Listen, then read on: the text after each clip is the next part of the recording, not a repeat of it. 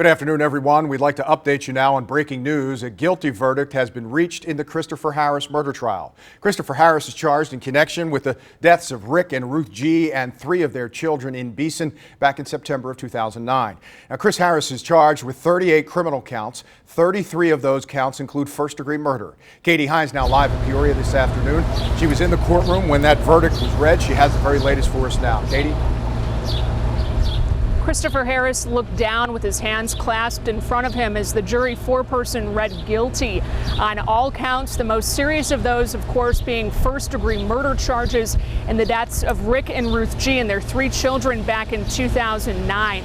Now, about 15 family members of the G family were in the courtroom today, about 4 or 5 on the Harris side. The G family members holding their arms around one another as the jurors read their verdict. Not much reaction, but they did look over to Christopher Harris after that verdict was read. Christopher Harris looking down at that point. He was taken out of the courtroom with his ankles cuffed, just looking straight down. No reaction from him, no visible signs of how he was feeling at this time. We did talk to one of the jurors and one of the youngest jurors afterwards, and he told us that what it was for him in finding Christopher Harris guilty was shoe prints, a palm print, and all of the evidence that he said was way too stacked up against Christopher Harris. He says his story simply wasn't making sense. Now, the judge has set sentencing for 1:30 p.m. on July 19th. Of course, we'll stay on top of that and keep you posted with any updates in this case.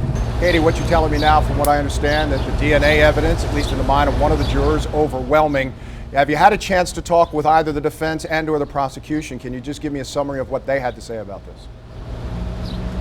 Yes, we have talked to both the prosecution and the defense, and we can tell you a couple of interesting observations from those conversations, Vince. Both sides getting emotional when they were talking to reporters after this. Logan County State's Attorney John Wright and Defense Attorney Foltz were both getting emotional as telling us about this. Dan Foltz, the defense attorney for Christopher Harris, saying that he felt they did everything they could in this case, but that it was a difficult case. They knew it was going to be tough from the start. And the Logan County State's Attorney saying that, it's really about the victims. And he feels, that this is all about them and that they're trying to seek justice for them in this. So we are told that there will be an appeal, although the defense attorneys on this case are not going to be the ones handling that for Christopher Harris. Katie, much was made about Jason Harris, Christopher Harris's brother, testifying against him. I'm curious if you had a chance to talk to any of the jurors and ask them what they felt about Jason Harris's testimony and if it had any effect or if it was pretty much just the DNA evidence that was overwhelming. Vince, only one juror wanted to talk to reporters after delivering the verdict, and he had told us, we asked him specifically about that testimony. That testimony was really what the prosecution considered to be its star witness in this case, and he said that he didn't believe it. He didn't give it a lot of credibility because Jason Harris had a history of lying to police in the weeks after these murders, and he wasn't sure that he could believe it.